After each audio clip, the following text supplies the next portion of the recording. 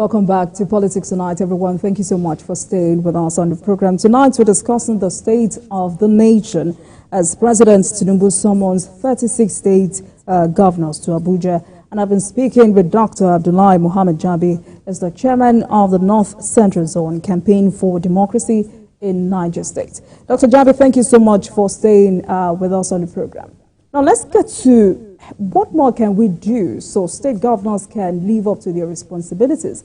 I'm asking this question because despite an increase in monthly FAC revenue, most governors have failed to pay salaries, they have failed to pay pensions and a 30,000 minimum wage to their citizens.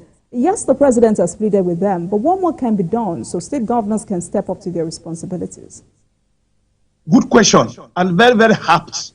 I think the president should not stop at that.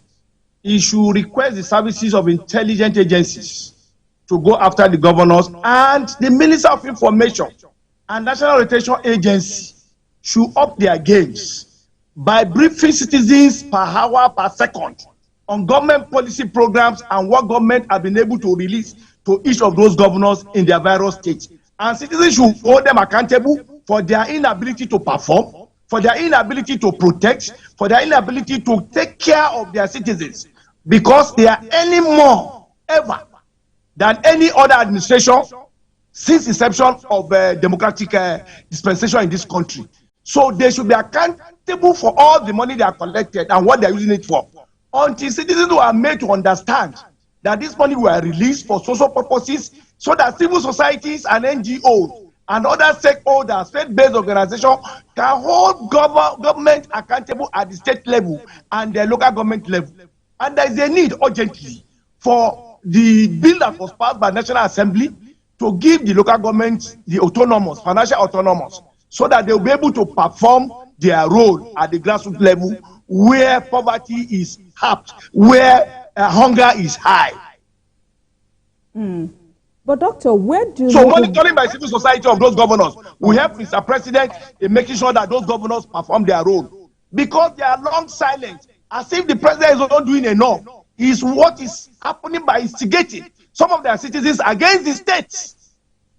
Most of the rally you saw that were carried out as a result of hunger issue and the deprivation and high cost of food items were instigated by opposition party and some stakeholders to diminish the image of the present administration of Bola Ahmed Tinubu. Right. So where do local government areas come in here? What exactly is the responsibility of local government in mitigating this hardship? 1999 Constitution has amended, and they are ready to carry out their functions if only they allow them to enjoy the freedom of their financial resources from the federation accounts. That is when local government can be functional, can be reasonable, and they can be impactful in terms of service delivery to the people. This is so because governors at all state level have strangulated that third tier of government, and that is why the impact is not being felt. So Mr. President must ask the National Assembly to revisit what the immediate past president, Mahmoud Buhari, said on the freedom of financial autonomy for legislators and local government autonomy, so that they can perform creditably well that it is today. The governors are not doing well, and they are not supporting Mr. President to achieve his reformed and renewed agenda.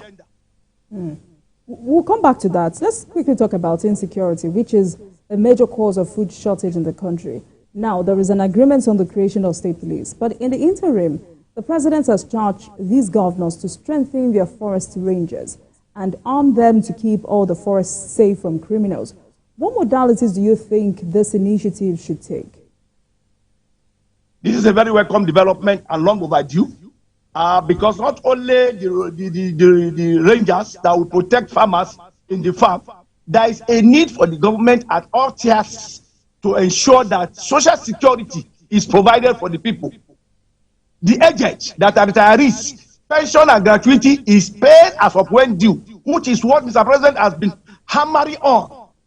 So security is an issue that the state and the local government should embrace and reduce the level of crime if there is huge employment, if there's empowerment on the part of women in agriculture, I think this level of crime and criminalities will reduce to a greater level. Right. Thank you so much, Dr. So creating state police is a development. Creating state rangers is a welcome development. But there must be monitoring. Not only Mr. President giving the order, there must be other agencies. There must be option B of monitoring to report directly to Mr. President whether the governors are complying with his directive or not. All right. Now let's move away from the president's meeting to the state of the economy. And I'd like us to start by unpacking CBN's recent intervention to save the Naira. But first, Doctor, why has the Naira depreciated so badly? Well, it did not start from today. You remember that the issue of Naira devaluation started in early 90s by the then military president Babangida, and it cumulated into stealings by other government officials.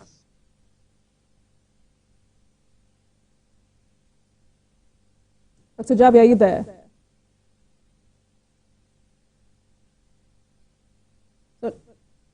Dr. Jabi, if you can hear me, please go ahead with your submission. Right, so tonight I've been speaking with Dr. Abdullah Mohammed Jabi. All right, please go ahead, sir.